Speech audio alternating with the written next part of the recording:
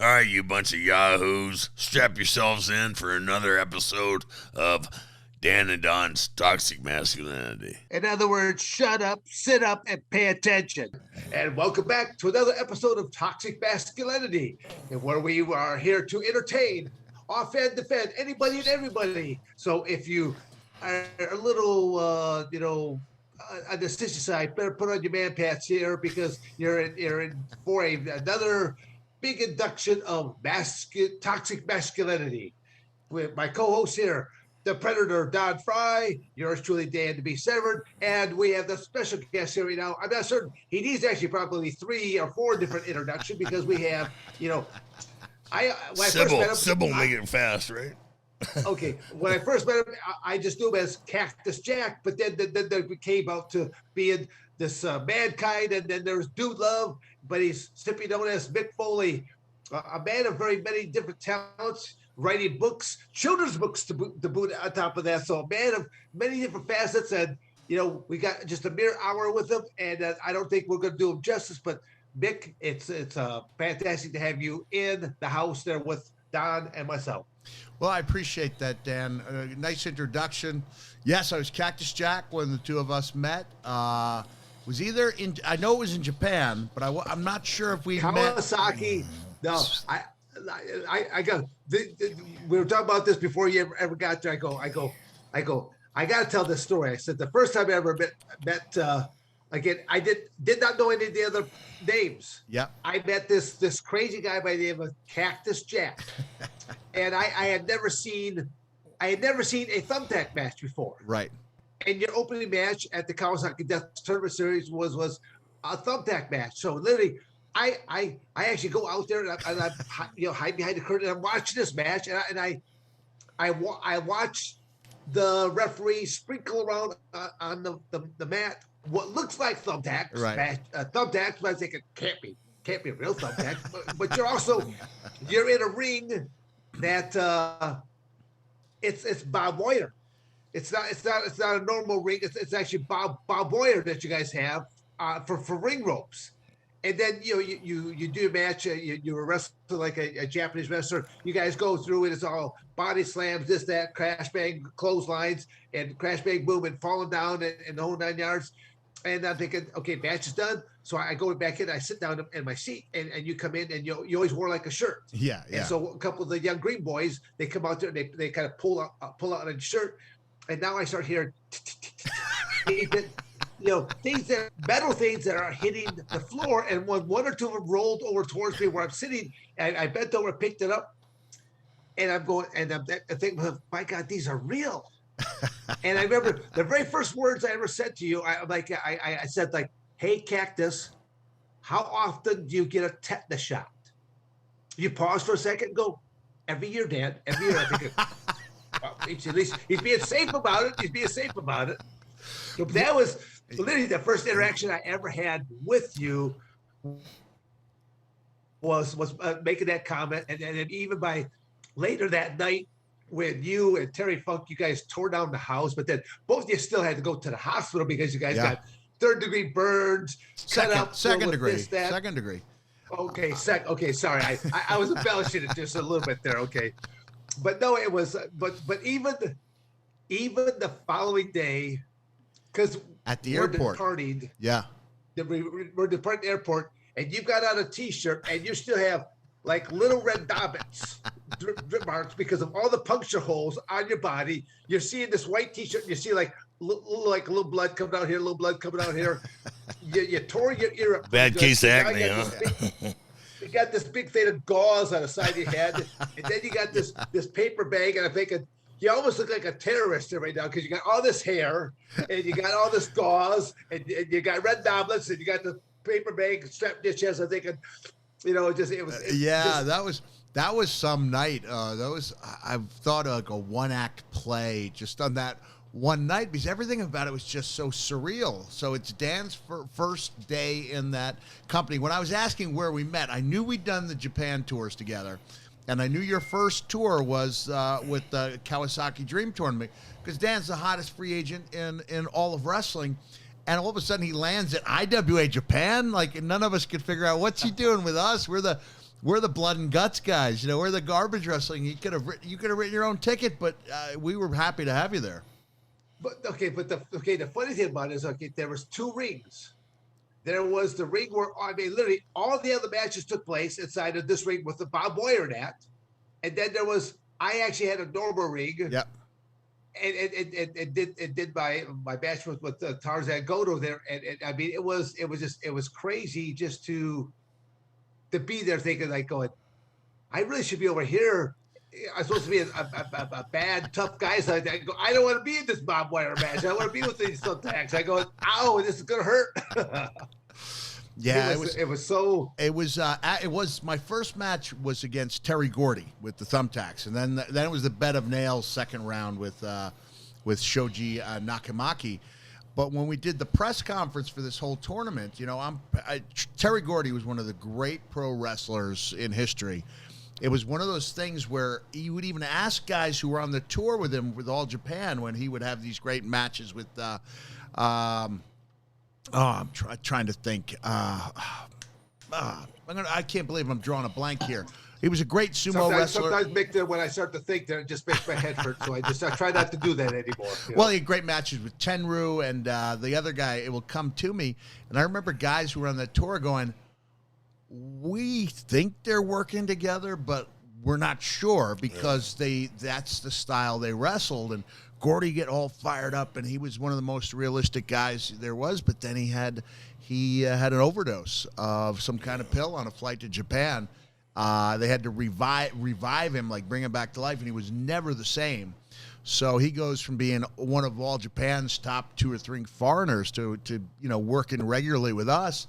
I cut my promo and I say, I don't even know if I can do Cactus Jack anymore, but, Gordy, I'll give you all the props. You used to be one of the best in the world, but now you're stepping into my home, and what are you going to do when you come face to face with 10,000 thumbtacks?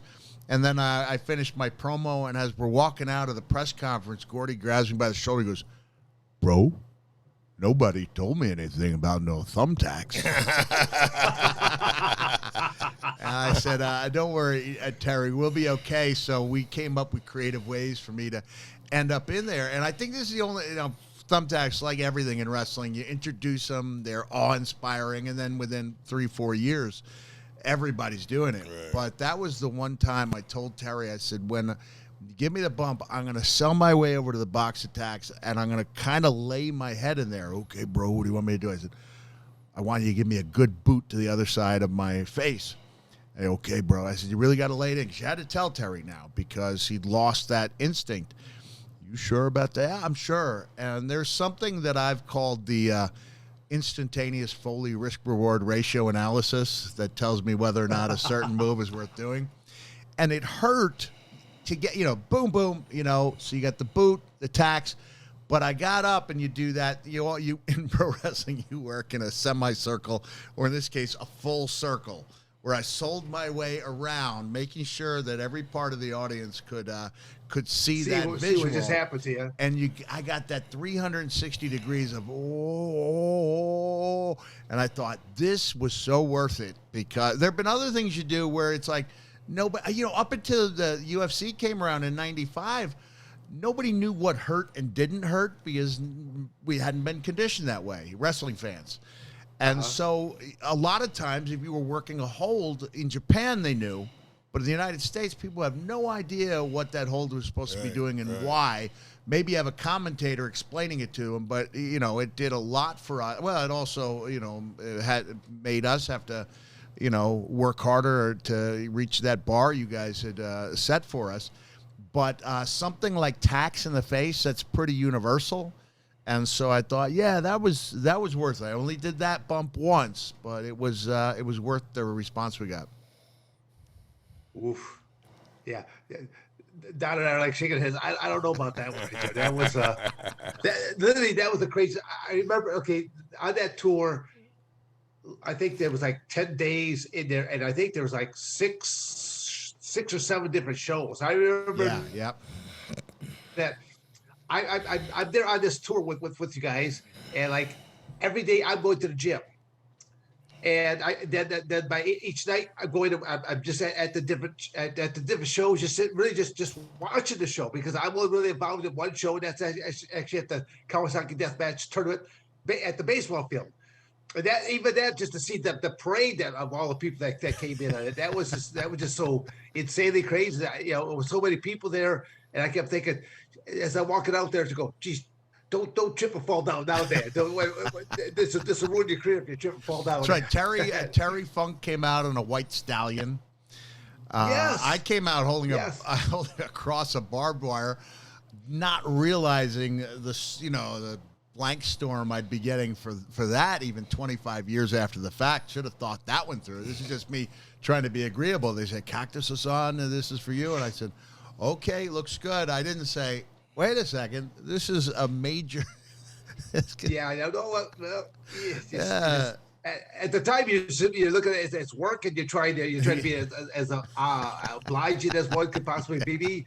Now, okay, but the funny part is, like, there was like you guys had like one day off, and I remember you came into the gym, and you're sitting there and you're just watching me, but you're being very quiet, and you're just watching all the things I'm doing, stretching, and I'm going through all my shadow wrestling and shadow boxing and things of that nature, just going through all the stuff.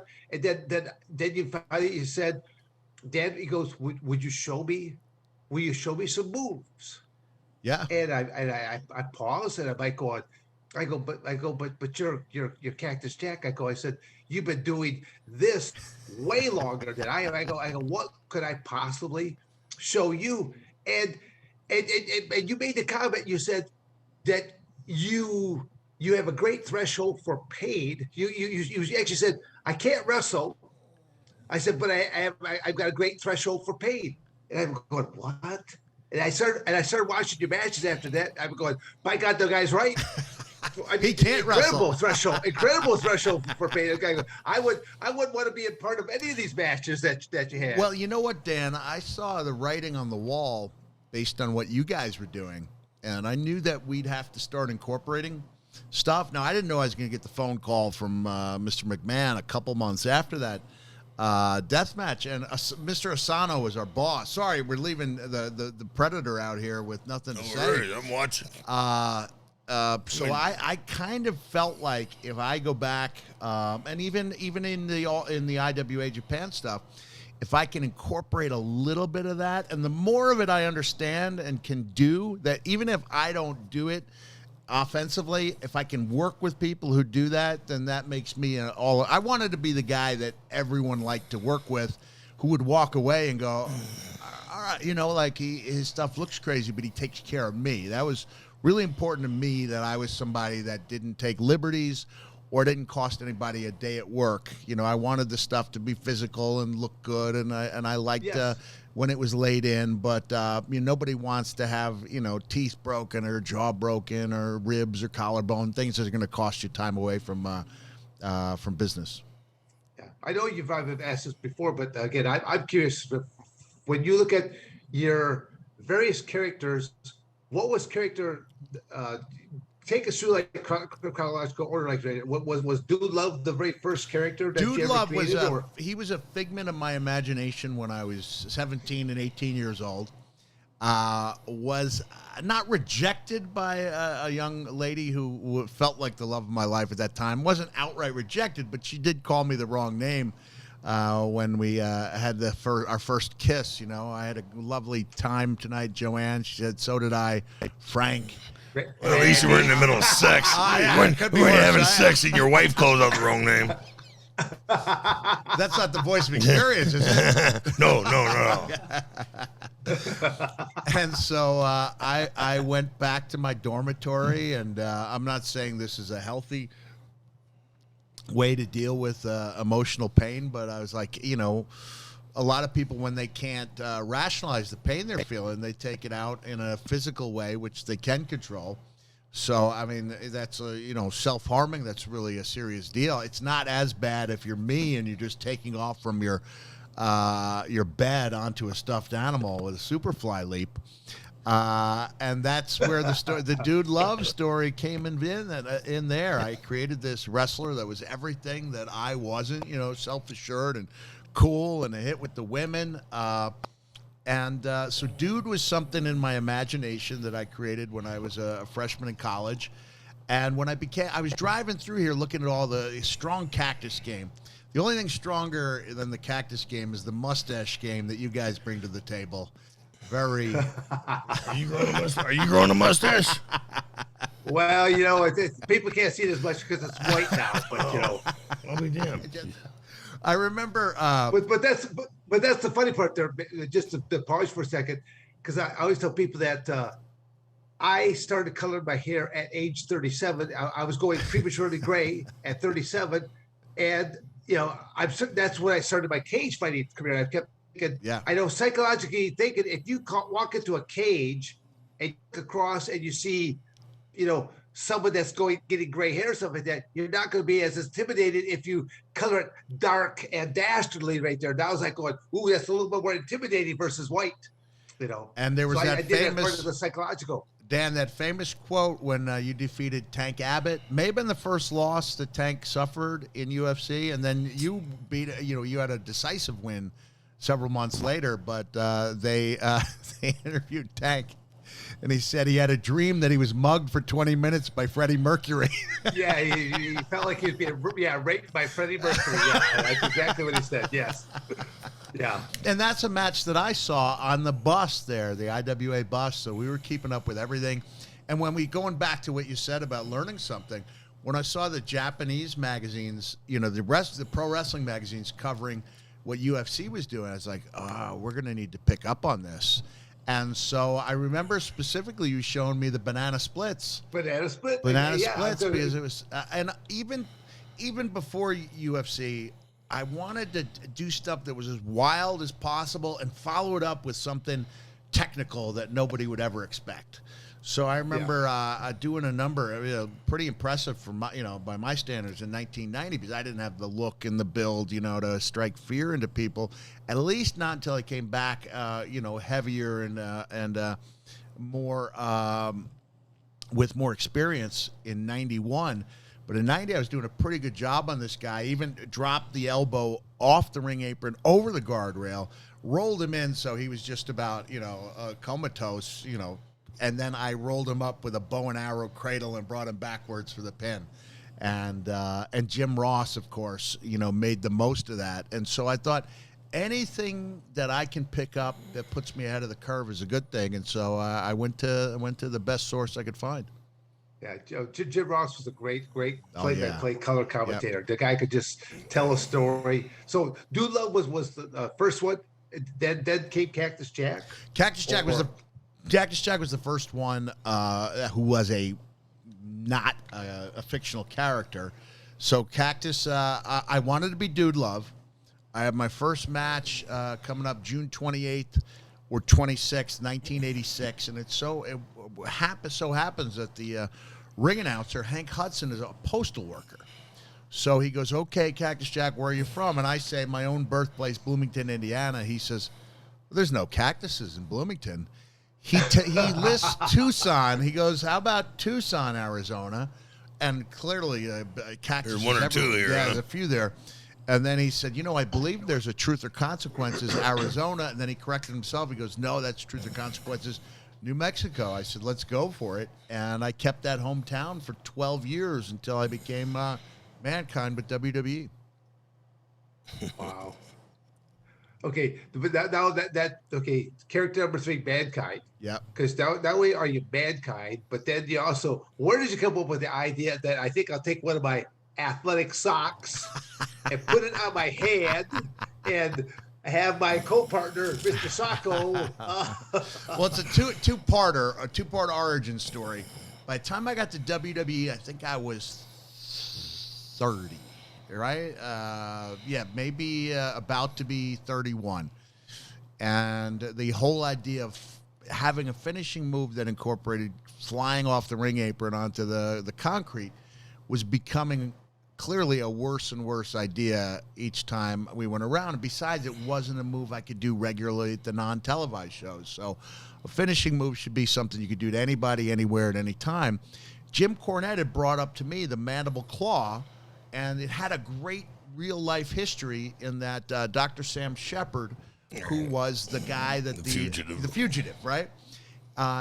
Whether he could not or simply would not go back to medicine, I don't know.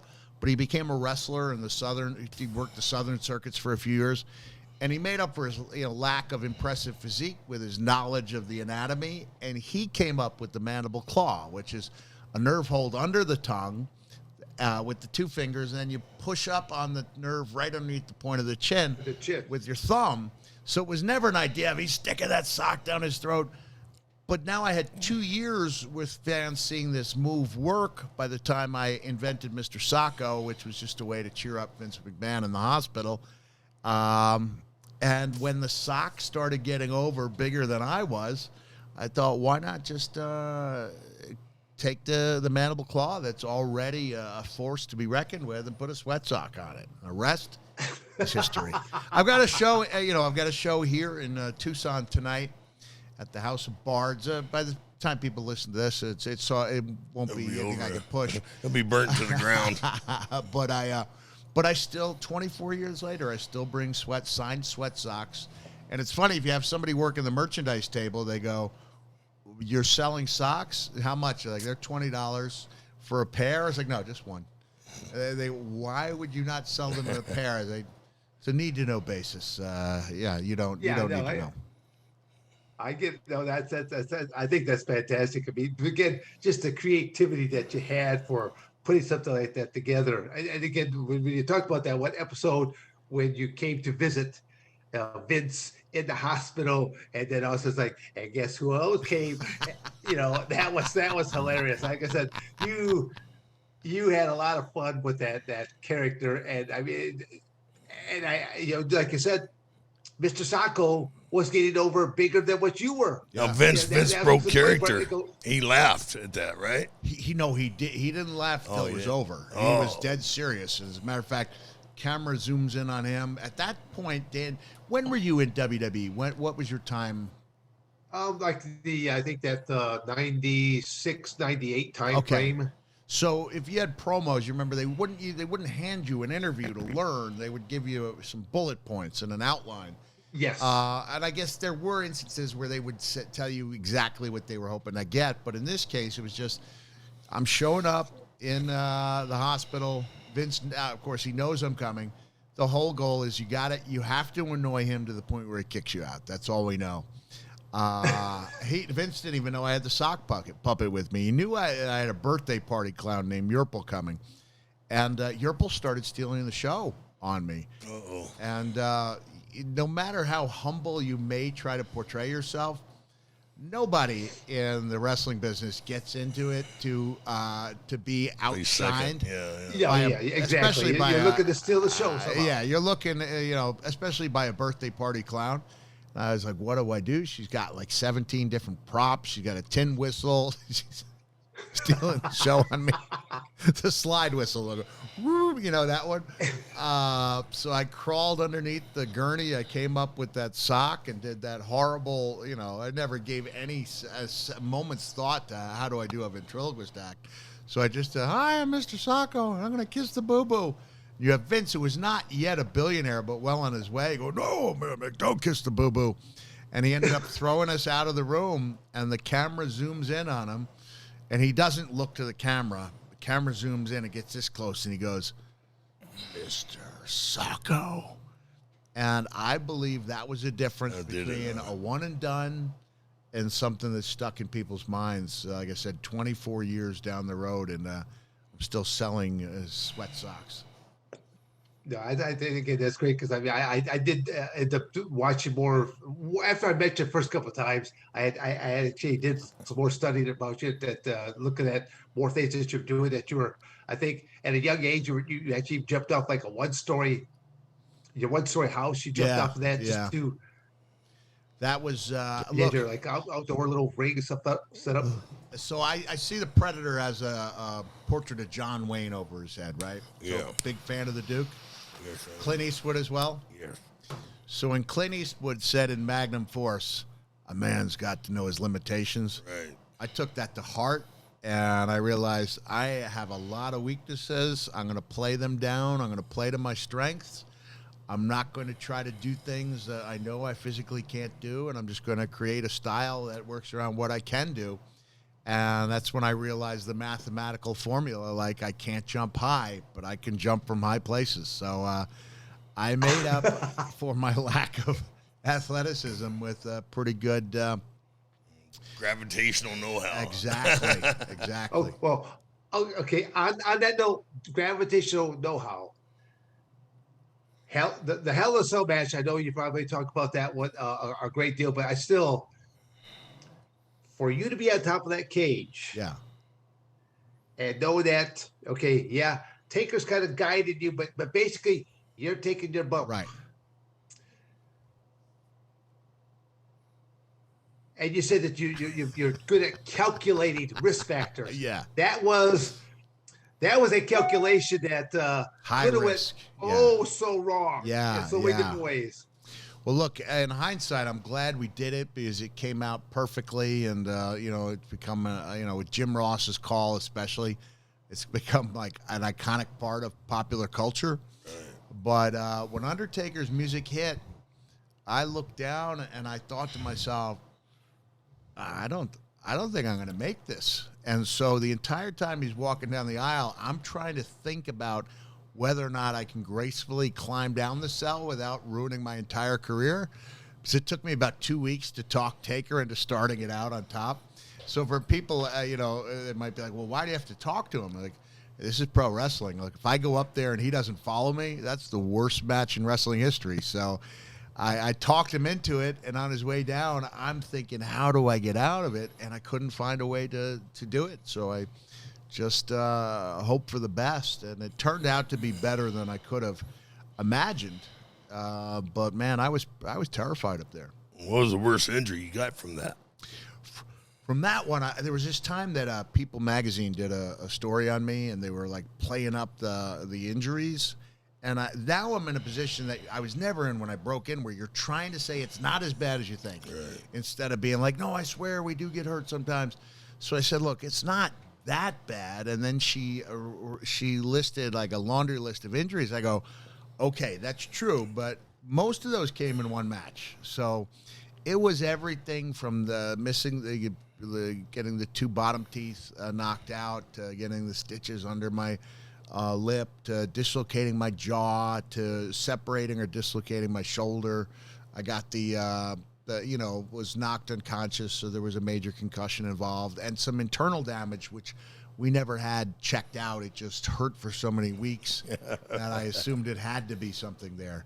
Let me interrupt you for 1 second.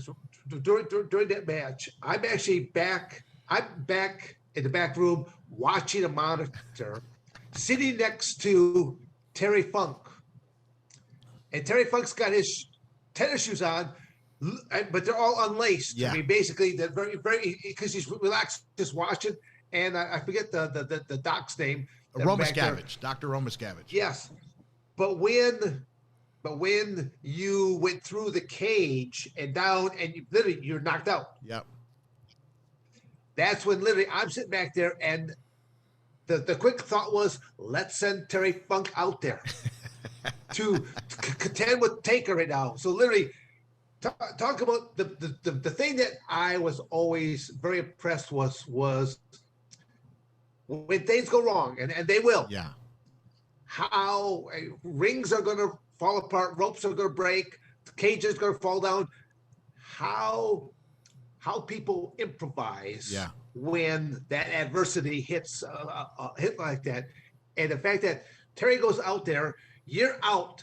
This match goes on to where, I mean, literally, by the time you come to, I don't think you even knew that Terry Funk was even out there, but you see a pair of tennis shoes because Taker basically choke slams Terry Funk out of his tennis shoes. Right. Just picks it up, takes it right out of the tennis shoes right there. So all there's is tennis shoes laying there in the cage. It's like going, I don't even think you knew that this all happened. I remember the following day, we're at the next location. Yeah.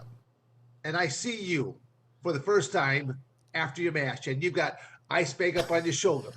You got an ice bag up on your head. You got an ice bag up on your hip or something like that. And I'm looking at him. I'm going, Mick, are you okay? And you got stitches in your lip and stuff like this. So you're basically saying, well, the doctor says eventually I will be. I like it. Oh my! I like going.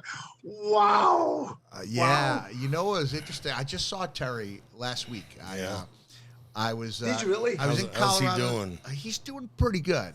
He. This is the second time I've seen him in about 3 months, and he was asking me, Cactus, what brings you through Amarillo? I was like, nothing. Like I'm not passing through. He's like, what are you here for? I said, I'm here to see you. It took him about 3 times to understand that I was, going quite a ways out of my way. Like anyone with a map or a map quest can look. I was in Colorado Springs on my way to Albuquerque, and there's Amarillo 4 hours out of the way, to the east. Yeah. I was like, I don't know when I'm going to be back in this part of the country again. It might be a year, might be 2, but I was like, if I'm within 5-6 hours of Terry Funk, I'm going to try to make that trip. So he's in assisted living.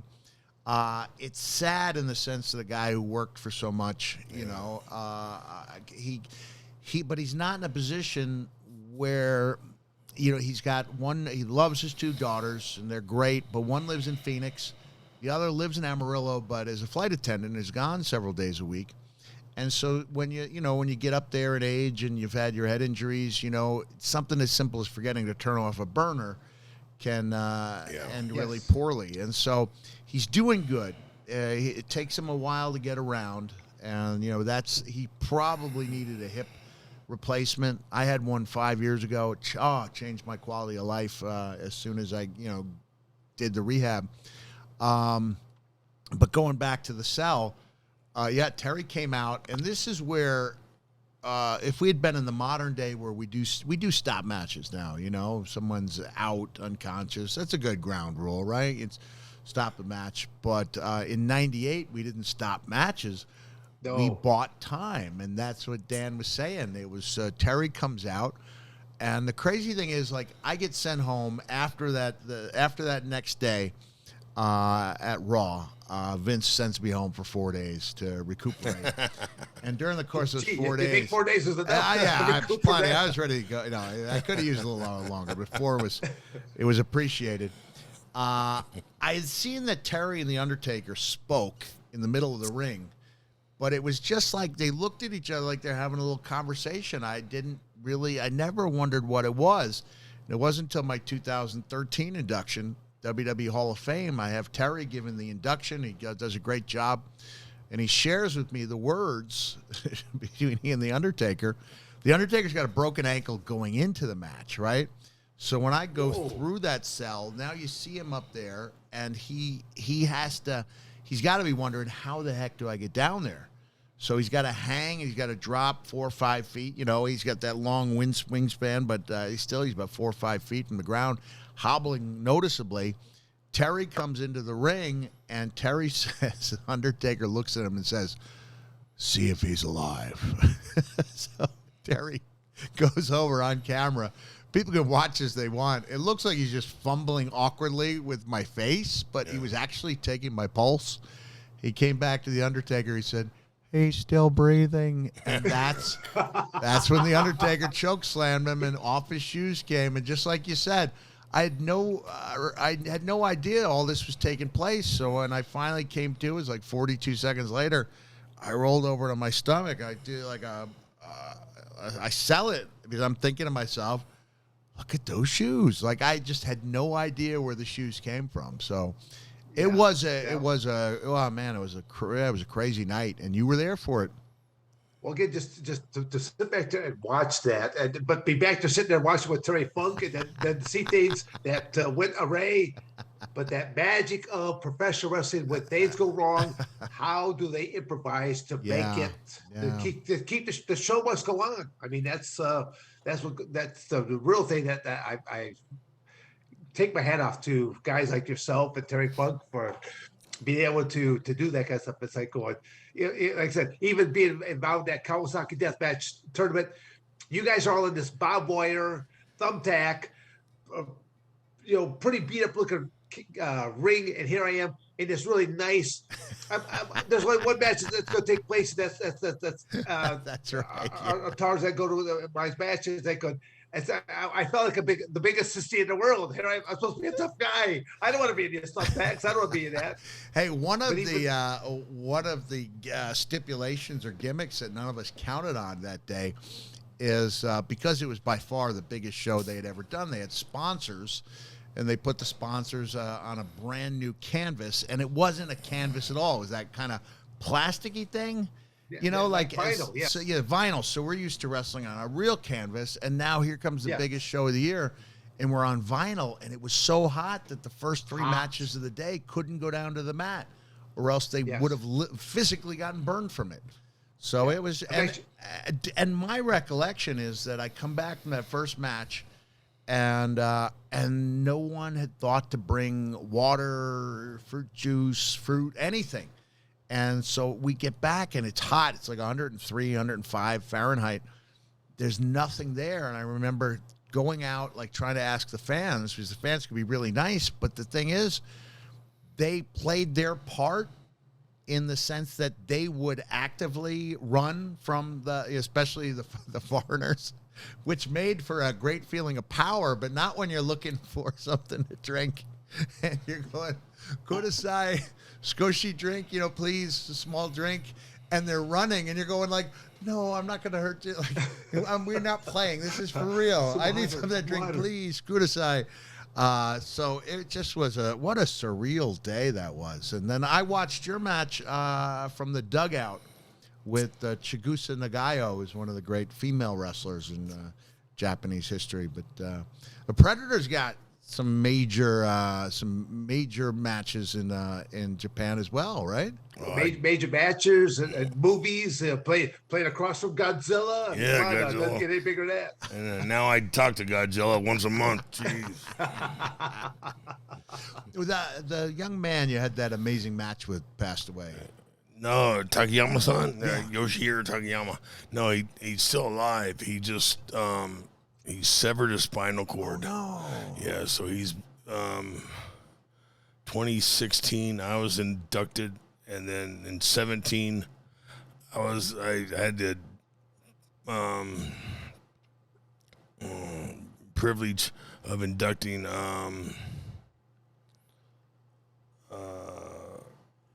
the Gracie Killer, Sakuraba-san, Sakuraba. Yeah, Sakuraba. And he told me that Yoshihiro Takayama-san had severed his spinal cord in a pro wrestling match, doing a sunset flip over a guy. Sunset flip of all things. Sunset flip, that's right? what's going to. I mean, I always tell people that's one of the most simplistic type of moves right there. But things go wrong, and if you fall backwards and you're a 250, 300-pound man, things can happen really quickly. That's a shame. That was such an amazing. Yeah, so I got to visit him. Muda-san, the great Muda, invited me over a few years back to do a wrestling match. It was 8-man tag team, which I just probably did 60 seconds. Right. Because I couldn't move very well, and which is amazing now because Dan and I went down. Back in October to Colombia, did the stem cell bioaccelerator. I feel phenomenal, man. I tell you what, I feel so phenomenal. But if I could have done it then, I lost 15 years of my life, because of broken backs.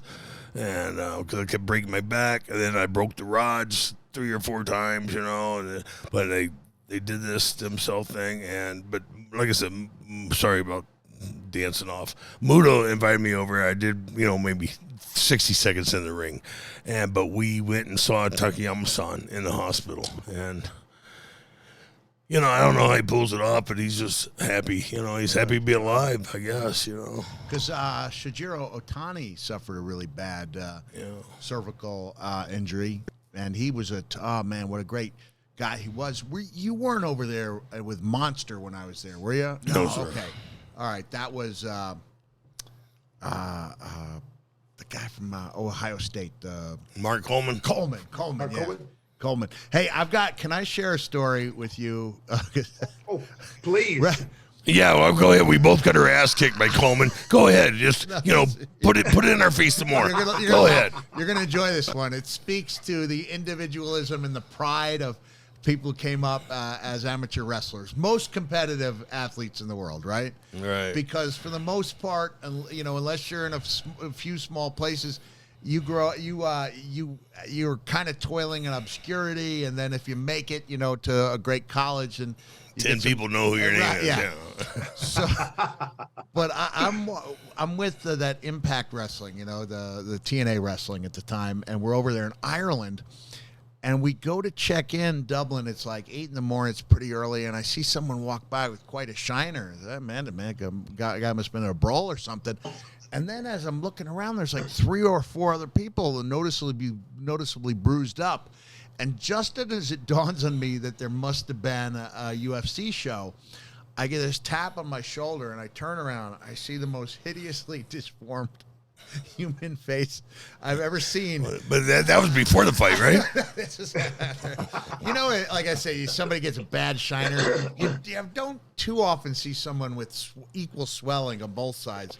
And this gentleman was so swollen, he looked like an insect, like when an insect, flies got the old thing. He's like, "Brother, don't you recognize me?" I said, he goes, "It's Mark Coleman." I said, "Hey, Mark, how you doing?" Because we'd done the show at Monster, right? So as I'm talking with Mark, Kurt Angle walks by, and Mark grabs him. "Kurt, don't you recognize me?" And Kurt draws a blank. He goes, "Mark Coleman." And the two of them, when you've been in there and you've been wrestling at the highest levels, they hug, and then they're reminiscing, and Kurt goes, "That's right, I beat him twice, he beat me twice." And then Mark goes, "That's right, I beat Kurt at the 94 or 95 Nationals." And then I see Kurt go, "Good seeing you, Mark." And he walks away, and I go to our gate, and Kurt's just like sitting there. I don't know if he's got his head in his hand, but he's obviously down. I said, "Kurt, well, what's up?" He goes, "Nothing." I said, "Come on, Kurt, obviously something's bothering you." And he looks at me, he goes, "I just don't see how he could say that about me." I said, "What?" He goes, "He said he beat me at the 95 Nationals. He beat me in 94. I beat him in 95. I said, "Do you think he might have made a mistake?" And Kurt goes, "He knew." I said, "Kurt, look, here's the evidence, all right? Mark had been through pretty bad beating last night, right?" He goes, "Yeah." I said, "May or may not have had a drink of alcohol, And Kurt, it was 17 years ago. Let it go, Kurt. Let it go." And he just looks again. He goes, "I can't believe he said that about me." We get to England, and because of the time zone difference, we're able to watch the AFC Championship live, and his beloved Steelers are playing. So this is 4 or 5 hours after we get into England. Kurt walks in with like the half a Kodiak or whatever, Copenhagen that he would chew, dip at a time. And one of the guys comes in and goes, "Hey, Kurt, I heard that Mark Coleman beat you at the 95 Nationals." Oh, no. And Kurt just took off. He just left. His Steelers are playing. And it was like the idea that anyone could think that he lost in the 95 Nationals. But it just speaks to that competitive drive, because if you didn't have it, you didn't succeed, right? Right. Yeah. Yeah, there's a lot of times people come and they talk to you, and I go, like, "Dan, you don't remember me?" And I'm like going, and like they're telling all this, and it's like going, "Well, I go, well, let me say this nice." I said, "I must have beat you because I don't remember you." I said, but I go, the losses. Oh, I remembered all of the losses, and they're etched up in there. It's like, oh yes, those some of those still haunt. So again, as you talk the story about Mark Coleman, I can live that same memory right there, knowing where you lost the match here or there, and how you lost it. Was it due to cardiovascular preparation? Was it due to you did something strategically wrong? I mean, it's wrestling is amateur wrestling is a very unique sport. I mean, from going from being an amateur wrestler to a professional wrestler to a cage fighter, that was like my thing. And I always tell people that I always proudly have on display a professional title belt, the NWA title belt, right next to a UFC title belt. And people, they always recognize the UFC belt. And then they're like, well, NWA wrestling. They're like, well, what kind of wrestling? I go, well, same type of stuff you see on television with Vince McMahon or WCW when they were still on the air. I go either WWF or WCW, and people like, oh, you mean the fake stuff? I go, I said, well, I said, you understood what the UFC was, right? And then they go, yes. I go, why is it that I go that I've been hurt far worse in my professional wrestling career, Yeah. which is a fact, than I ever have been in all of my UFC matches combined. And that's where it's going. I always say that professional wrestlers are some of the most incredible athletic people doing some most incredible athletic maneuvers without the aid of a safety net.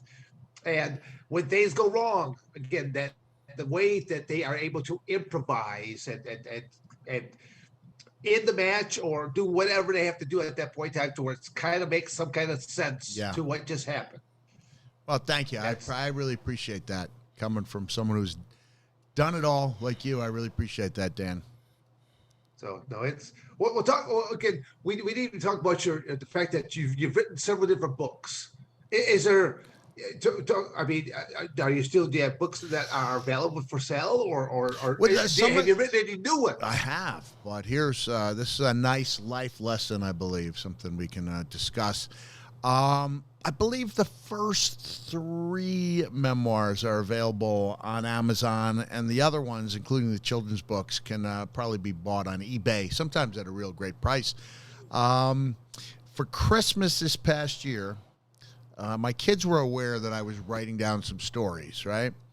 So I didn't go any further than that. My daughter warned me. I was working on it like it's March 2021.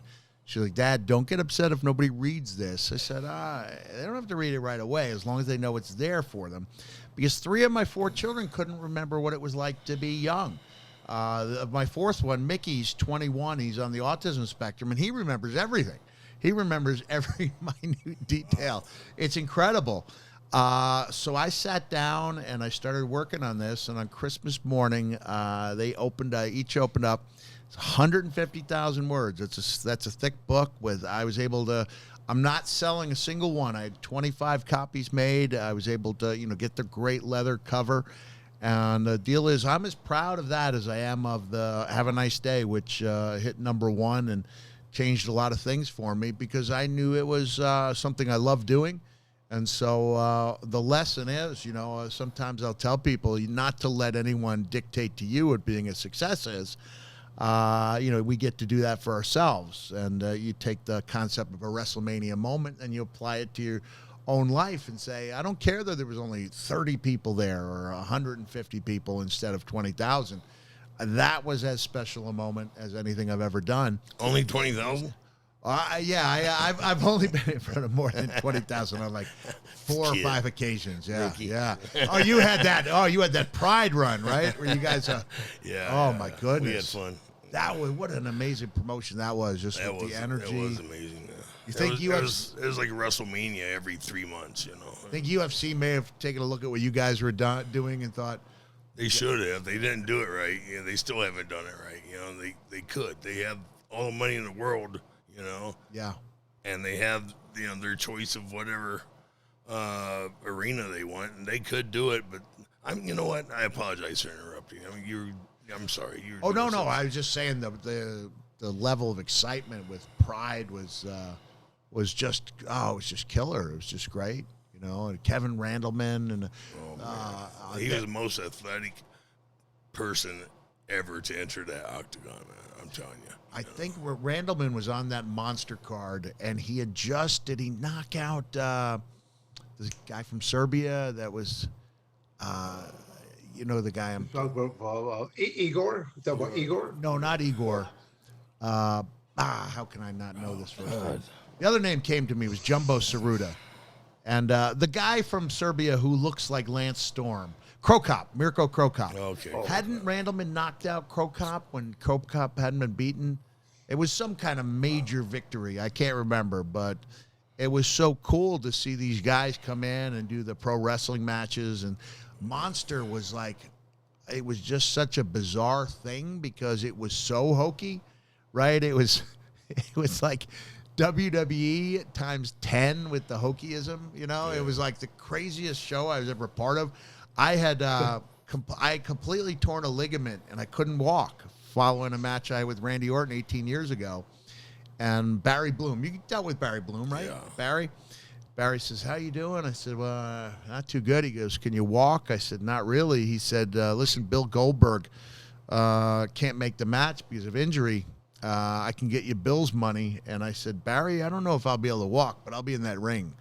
So I went over there. I came in a wheelchair. I left in a wheelchair. I need to interrupt you for a second. Don? Yes, sir. Okay, are you gonna make a crack to make it right now? But he heard that money. Okay.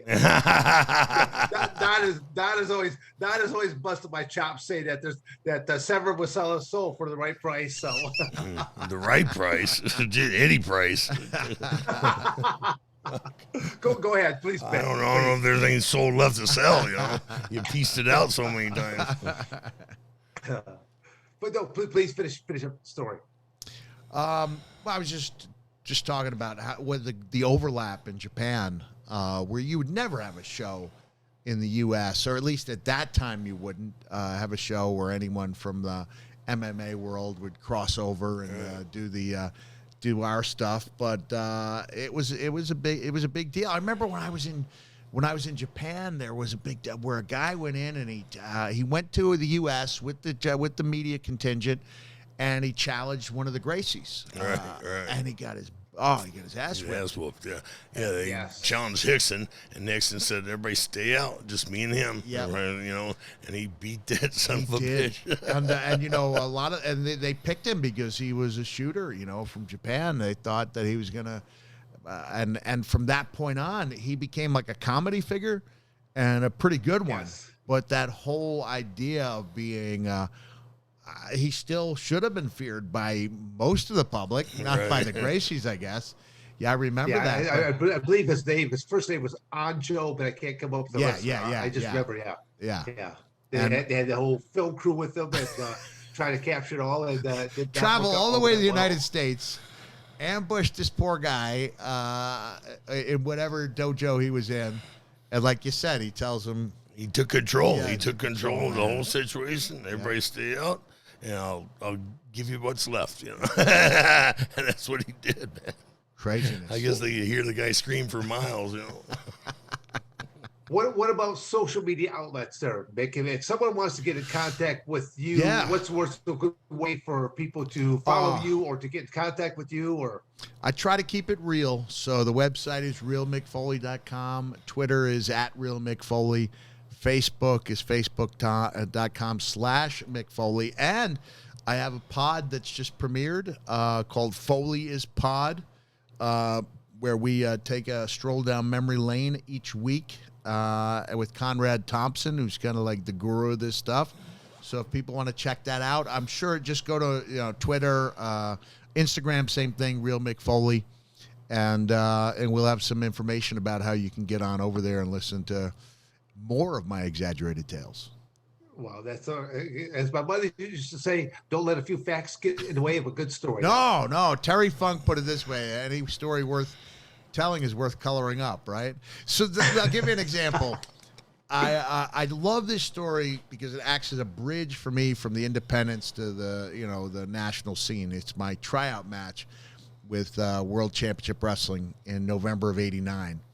And when I walked through the curtain after doing that big elbow further than I'd ever done it, because I just put the guy out about 5 feet further than I intended, didn't think I could make him. And at the last second, I threw my arm out, so it was more like a flying extended hand than it was an elbow.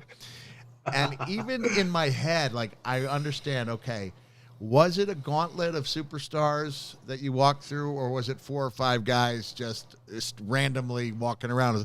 It's probably 4 or 5 guys randomly walking around, but doggone it, when I tell that story, it was a gauntlet of superstars, and I walked right through them, and they were, like one on each side, or one on the other, a line of them. And I was like, I recognize that my story is probably inaccurate, but it just sounds better that way, right?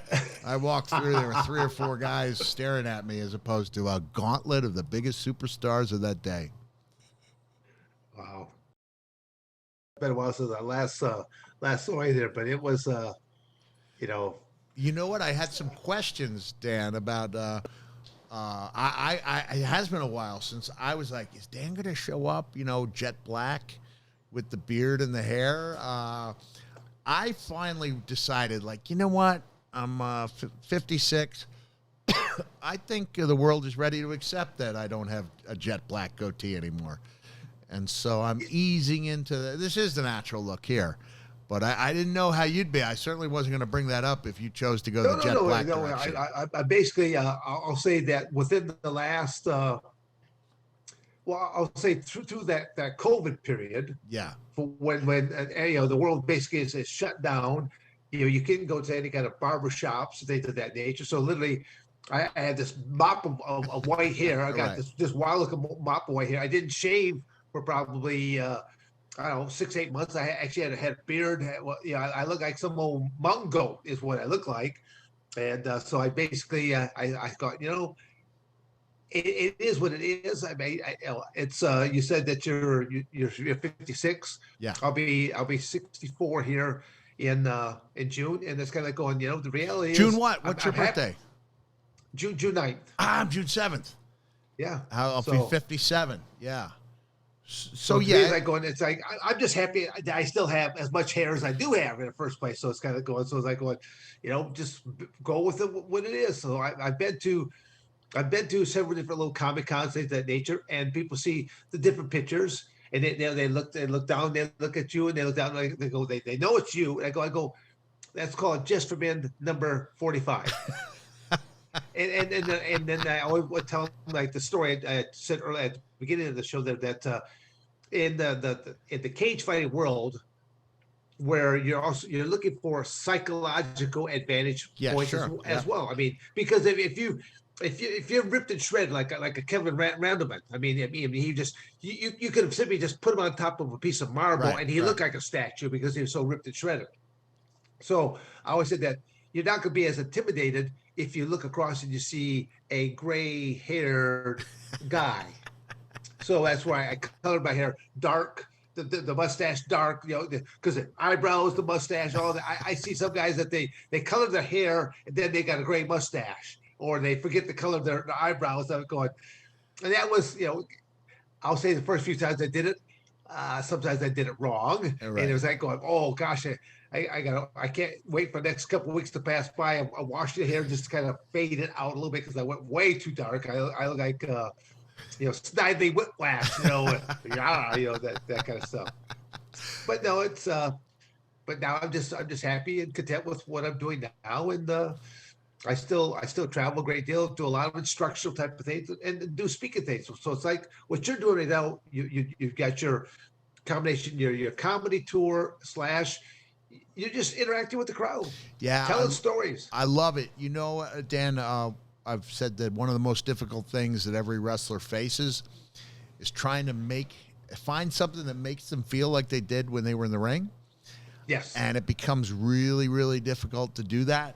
And so this is something I've found telling these stories. Writing that book in '99 opened up some doors for me because I was like, wow, I can reach people in a different way. And I made people laugh out loud with the book. And I thought, what if I could venture out and tell stories? And so I really like it.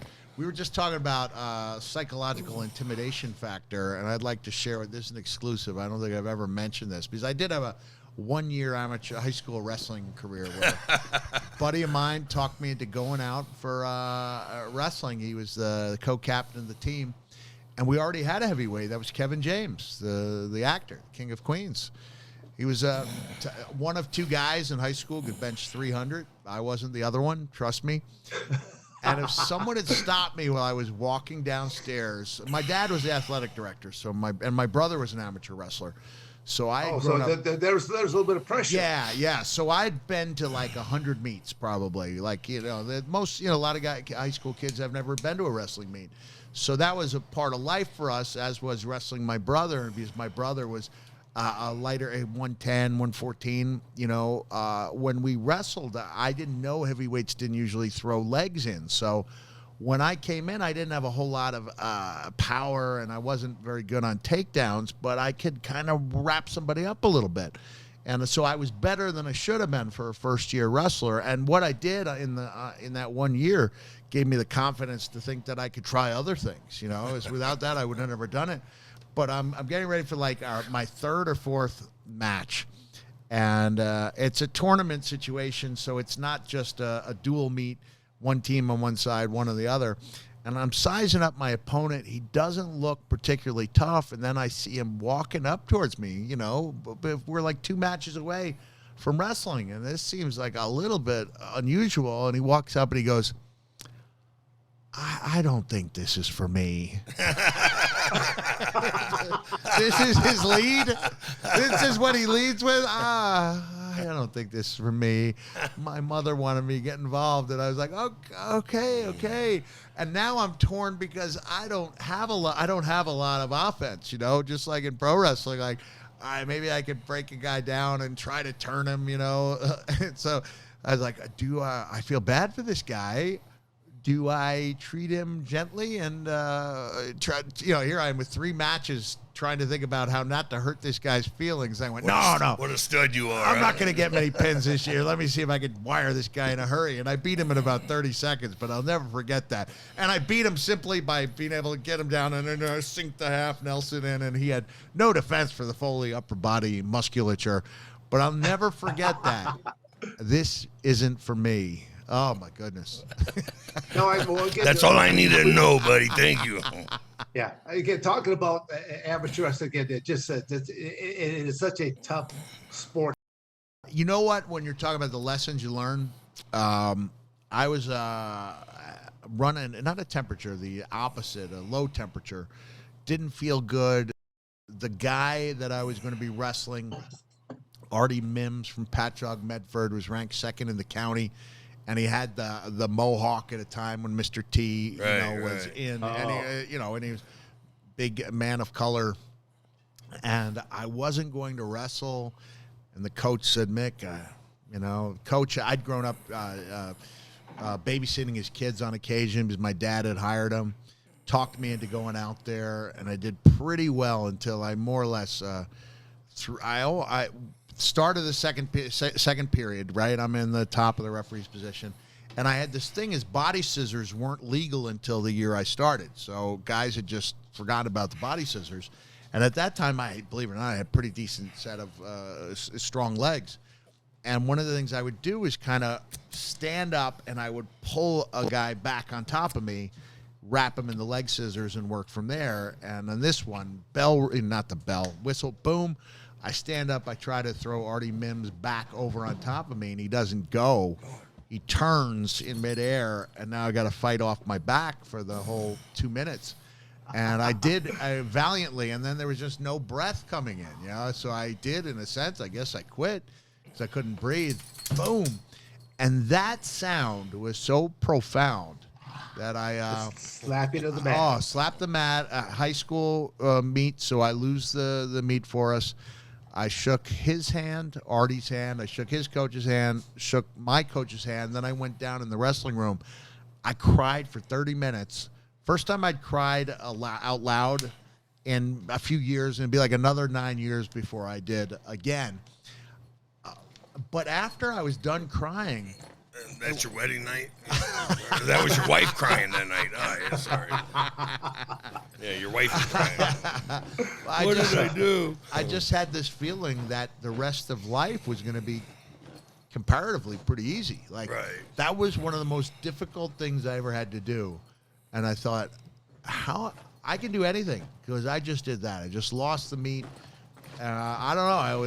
If I had not had that loss, I would have been the poorer man for it because it really taught me a lot. Yeah, I'll regale you with a quick story. My freshman. What? It sticks with you. Yeah, forever. It sure does. Yeah. Right. And here it is, 30 years later. Like my freshman year in high school, my simple goal was simply trying to be the first freshman to ever make varsity. Right. So, because no one had done it at that point in time. So I weighed like 165 pounds. I lost some weight. I was down at the 155-pound weight class. And when you start going up against upperclassmen, that 1, 2, or 3 years of physical maturity, mental maturity, but then you have all these additional matches and experience, stuff like that. I mean, I got destroyed. So I kept going up weight class after weight class after weight class until the last person to challenge was the heavyweight. And my high school coach probably should have never allowed it. Probably should have never allowed me to challenge the heavyweight because I was nowhere near the heavyweight's size. But he allowed the match to take place. And as we're out there dancing around there and moving around, he somehow trips, falls down. I fall down on top of him and I pin him. So I achieved my goal of making varsity, but it opened up so many new obstacles because, for example, you have to weigh a minimum of 175 pounds. At this time, you had to weigh a minimum of 175 pounds in order to wrestle heavyweight. Well, I weighed 155 pounds. But back then, you did that.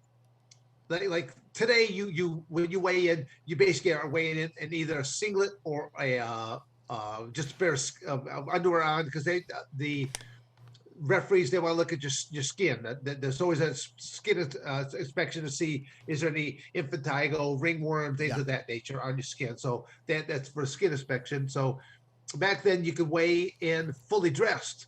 So I would weigh in fully dressed, shoes on, my coat on, and cans of pop in my pockets, so that I weighed up over 175 pounds. Well, that's how Sakuraba weighed in when they had the UFC in Japan. He was so light, he weighed in the same way, fully clothed and had shit in his pockets, in order to fight. Wow. In order to fight in the heavyweight division. I always enjoyed Sakuraba, but just I remember working for that same company, and then when he was just a green boy, and here he is, he's mopping floors, he's cooking the meals, and every couple months when you go back to again, you come back there and he'd have a new shiner over this eye, or his collar, it would be that much more cauliflowered up on this, and they really just abuse their young wrestlers to see are they gonna pay the price and will they endure all this punishment. So he becomes the biggest star in Japan for since Antonio Inoki. But every Japanese wrestler wants the cauliflower. Yeah. It was a status symbol. It was a cauliflower ear, broken nose, scar tissue above the eyes. It was a status symbol. And now you got fucking little girls going jiu-jitsu classes got cauliflower ears. It's like, what the? Yes. Yeah, I've seen the first females with they'll still have those 4 or 5 earrings in, but it looks like they put earrings into a pregnant ear because it's all puffed up and so.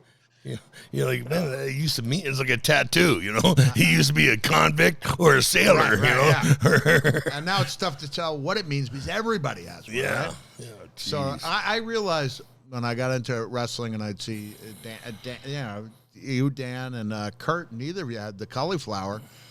Kurt, you don't have cauliflower? No, I wore headgear. It was like, oh, so it's like you don't have to pretend to have it if you actually are really good at it, right? So well, again, that's where you had the Steiner brothers that they would actually go out there wearing headgear. They used to go out there wearing the headgear and stuff of that nature. So it was all part of that. Their Michigan jackets. So they're just.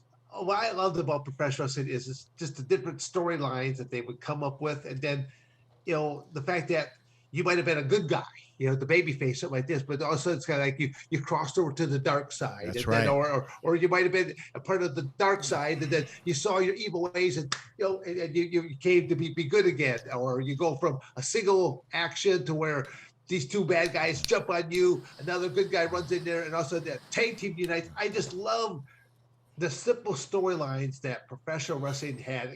I always looked at professional wrestling as a 3-ring circus with a side freak show, because the side freak show was, giants, midgets, and all kinds of anything in between. They didn't have much storyline when I was working for New Japan. One night you and I would be wrestling together, and the next night, Dan and I would be in a tag team match against you and Tony, right. Like, or we would be on one night. You and I have tag team against Dan and Brandon. It's just like, what, where's the storyline? But Yeah, they never went with the far out storylines. All Japan and New Japan were all just based around competition. Yeah. Competition, yeah.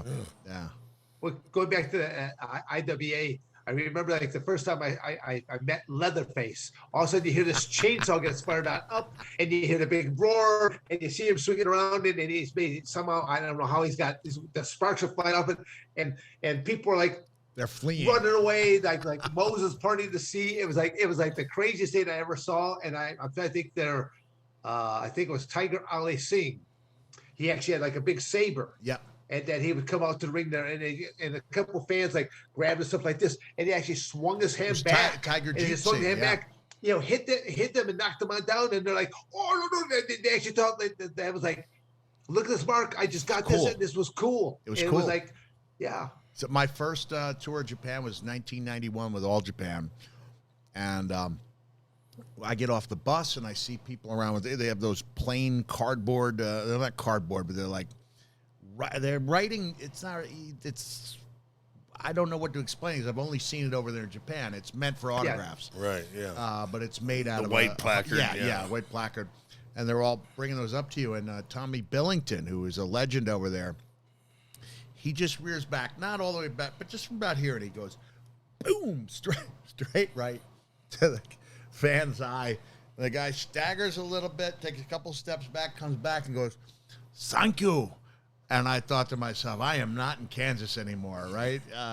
And then Stan Hansen was whipping around that chain like Brody used to do. And, fans know if they don't run, they're going to get hit.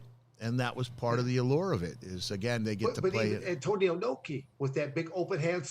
Oh, yeah. I mean, but even that still goes on to this day to where he goes to certain days and pow. Yep. It's like going, Yeah, I remember Brian Johnson and I were there, with Gary Goodridge for, I don't know, Inoki Boombaye or something on New Year's Eve. And, we're backstage getting dressed, and Gary's like, what are you doing? He's in a hurry. He's like, I'm going to get slapped. Are you going to get slapped by Inoki?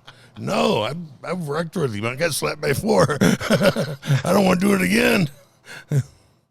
People line up to get slapped for by hours, Inoki, right? For hours. I mean, hopefully he's ambidextrous. I can get tighter. You get that right arm that's overdeveloped. I mean, I got to go back left at it. I mean, girls, grandmothers, you name it. He did not take it easy on any of them, man. It's considered to be like a transfer of strength or something along those lines, right? Yeah. I don't know. I didn't get in line. Well, when you talk about that, because I was at the Columbus, Ohio, just a couple months back there, and they had the Arnold Schwarzenegger Classic. But one of the things that they had on the big screen there that was taking place up on the stage was over in Russia, they had this slapping contest where literally open hall, they aim right for that jawline right there and literally knock people right on out with one big old open palm shot there like that. So that was, to watch that on the screen there, that was pretty crazy. So, stand there and you see some people they're tucking that chin way down there, so the chin's not sticking out. They're like, no, they gotta get that chin on up there just the way this same way tit for tat on that stuff. Yeah, like that, what is Hamburger Hill or Heartbreak Ridge? Lift your chin up. Clint Eastwood, big Swede. That's right, with the big Swede. Yeah, lift your chin up. that was a good fight scene. Everyone assumed that Swede was going to get the best of him, right? Yeah. I know that guy. He's a great guy, great actor. Gunny. What was Eastwood's name in that? Gunny Hightower. He talked even more gravelly. Highway Gunny, right? Yeah, that was it. Yeah. Sorry, Highway. That was it, I think. But that was a good movie. Good movie.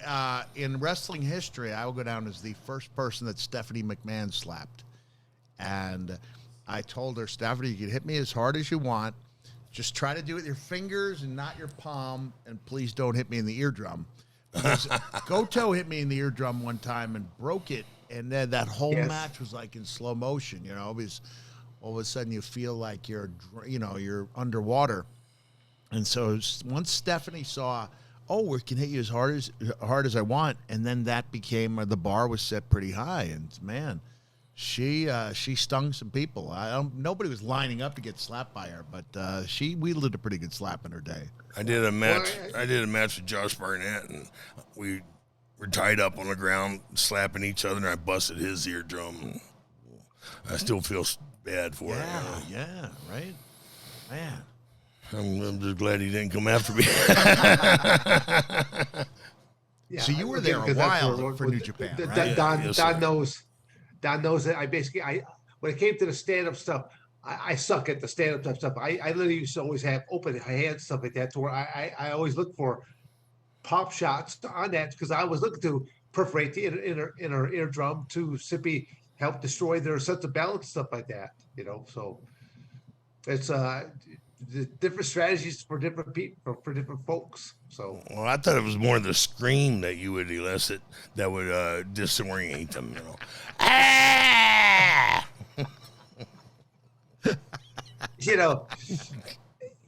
This is what I have to tolerate all the time, Eric. But that's all right. It's just like Have you ever seen the "It's Still Real to Me" wrestling fan? He was. I don't think I've seen that.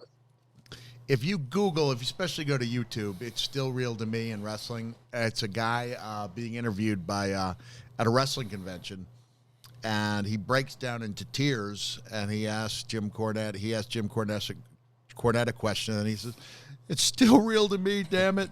And he's got his own T-shirts out, the "Still Real to Me" fan. So I go to a sports bar in Atlanta to watch you and Ken, the rematch. Well, that was a good one, huh? Jeez. Yeah, you should have went to the buffet. Every minute of that match you can recite now, huh? It changed the face of UFC, right? Yeah. They made some rules after that one. But that was because Ken would never take the first shot, right? And he's waiting on you to shoot. And it was like, no, I'm not going to, Al Snow said he always waits for you. And so there was a lot of strategy. A lot of waiting. Still waiting on that. We're still waiting on that fight. See, Mick, Don doesn't understand when I said that. I was using professional psychology at that point in time because when this match does not produce any real action, people are going to hate it. You can't pronounce. You can't even spell professional psychology. Come on. And when they start booing and stuff like this, how are you going to let the fans affect your performance? And literally, he was the point that he started to talk to me. He's like, come on. I'm thinking, dude, I can come to you or you can come to me. That was the first time that they actually had time, that match were set time. I got nothing but time to kill now. Yeah, we're in Detroit. This is my hometown, boy. The UFC, up to that point, when it was the no holds barred era, the average match was only 2 minutes and 22 seconds long. Yeah, a very violent 2 minutes and 22 seconds. But a lot of times you had Bill Superfoot Wallace and Kathy Long. They were like some of the commentators to this, and these matches went so quickly. They have no filler. They did not have all these interviews from before. They did not have any footage from you training and things of that nature. So they're like, they don't have nothing to talk about. Jim Brown's working on the eighth of vodka, Yeah, so it was definitely a learning curve to where now it's a very well-oiled machine because they got so much previous footage on you to know that if any match goes short, they've got all kinds of they got it filled. And also, you guys had that unique situation with the tournament where I'd say a quarter of the guys were getting hurt and not able to advance even if they won. So now you have a situation where somebody's just gone 20 minutes taking on somebody who's been resting up for fresh, for 2-3 hours. So, but and again, that's not fair either. It's just a guy that just went to the meat grinder. So right. No, it's but you don't want to be the guy who's sitting on his ass and gets called out because you get called out that quick. You know, I mean, you don't get a chance to warm up, because they go like, okay, eeny, meeny, miny, mo, which is, And there you go, right? Yeah, that was a good time learning all those things and being in on it. And then after your era kind of waned in popularity, with all the the rules and sanctions and whatnot, and then it came back. It's great that they still recognize you guys though for being pioneers. Yeah. Well, again, we tried. Don tried to come up. I think Don or Tony or Brandon. They tried to come up with a couple of action figures on the backside right there. They ended up with the mankind, and but they couldn't come up with the Dude Love one. Yeah, be careful because Tony sleeps with those He things. sleeps with these. So they might be a little stickier. This is the more lifelike of the two. Mankind's looking a little too ripped to be me here. Yeah, I was wondering that myself. I don't remember that. There was no Mankind like that. I thought I went 12 years before I had my first action figure. I was so fulfilled. I thought, okay, I've had it. Never had any idea that the fans would be collectors, and that people would have jump at the chance to have multiple copies. So I'm really grateful for that. I mean, it's been good. Okay, what other? Okay, because you end up, was it what? Was it the Royal Rumble that you went in as all three different characters? Yes, it was. Yeah, sure that did. Was because that had to be a quick change artist. Because I mean, in order to do all three characters, I wish I'd had Velcro on my boots because I wore the high boots that were up over the calves. They're about 17 inches. And so as soon as I got eliminated, I have to run back. And then I'd have to work on getting them undone. I'd have somebody on the right, I'd be doing the left, or I'd be on the right, they'd be on the left. And then here comes those next pair of 17-inch boots, and I'd have to come running down that aisle like I was still ready to go. I was just looking to get eliminated as quickly as possible to buy myself some time to change outfits. I still think that was cool, though, just to be able to enter a contest 3 different times. It was. Different people. It was a lot of fun.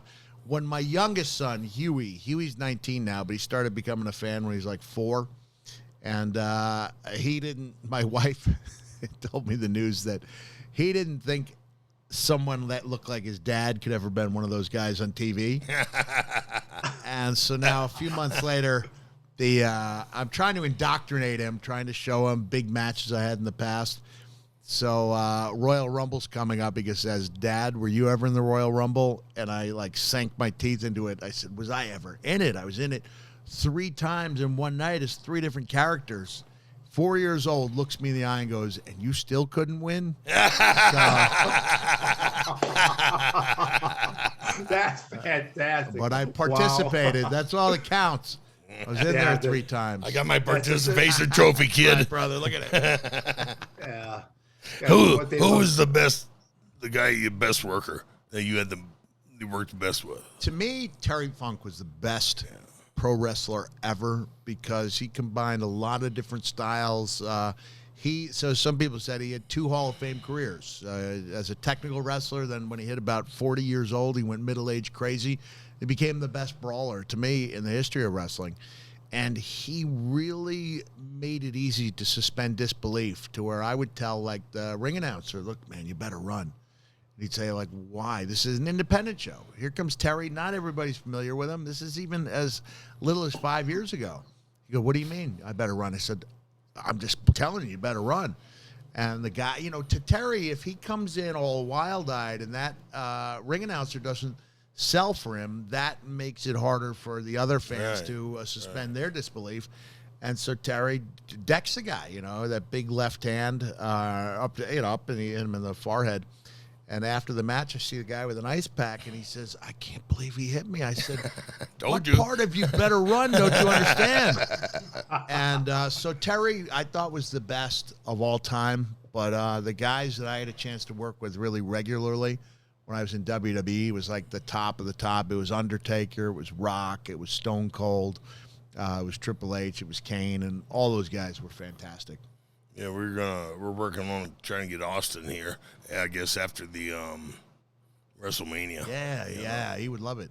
He would love it. Yeah. He did what a great job he did at Mania too, right? I didn't see it. Oh, it was good. It was good. And they brought him out the second night. Please tell me you've seen the stunner that Vince McMahon took. No, I didn't see it. Let me put it this way. I was laughing so hard. I saw your post. So my son, the 20-year-old, he starts recording me probably about 40 seconds after I started laughing so hard that my back hurt. And so we just put up 22 seconds of me laughing at Vince's stunner, and it got over 1 million views.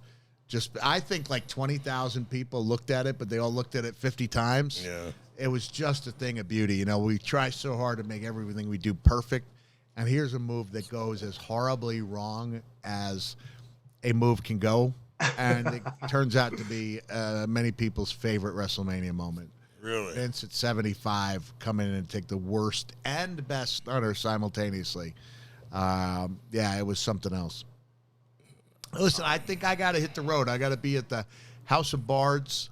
But I really appreciate having the opportunity to talk to you guys. Oh, I need you to do one more thing. One more thing. Throw your signature up there, your autograph up there, please. Yeah, I'd be glad we, to. Fucked around and only got Boss Rootin' so far. Up there, We forgot to get everybody else. So Blue, you do whatever you want, partner. Because it's Dan's fault that we didn't get it established to begin with. Well, I know. It's just, I'm so unpatriotic. Hey, Yes. you're 2,000 miles away. You know, you're taking the blame. You know? You just gotta let me know next time that if that cuts into my salary, then I'll make sure that it never gets missed. That's it. Yeah. All right, thank you, sir. But no, it's actually been a real pleasure there having you in here. Mick Foley, Dude Love, Mankind. It was just really just awesome just to kind of reminisce over a couple different stories and being in sharing the same locker room and being on some shows there together, and just you've had a very incredible career, but the different facets, being a writer and just the different things that you did, and again how you're able to continue on and now in a different capacity where again telling the story. Thank That's you. what my professional said was always about, telling the story, and now you're out there doing it once again. Well, there was a great country song. I'm not sure if Don Williams or Waylon Jennings wrote it. It was called Amanda. Yeah. And he has a great line in there where he says, I finally hit 30 still wearing jeans. So I'm almost 57 still wearing sweatpants. And that's a point of pride for me that, I've been able to do well enough that I can kind of walk around, with a fanny pack and sweatpants as a 57-year-old man. So, yeah, thanks, guys, for having me on. I got to head over to that other venue now, but really appreciate having a chance to talk to two legends like yourselves. Thank you, partner. Okay, this basically concludes another episode of Toxic Masculinity. Hopefully that we haven't offended anyone too much here this evening, and if we did, so what? We don't care. Go boo-hoo yourself to sleep here tonight. But again, Mick Foley, appreciate you having you on here tonight. And to my co-host, Don the Predator Frye, I will bid you adieu. Adieu. Thank you for watching another episode of Dan and Don's Toxic Masculinity. You better like, subscribe, and share, or I'm going to come to your house.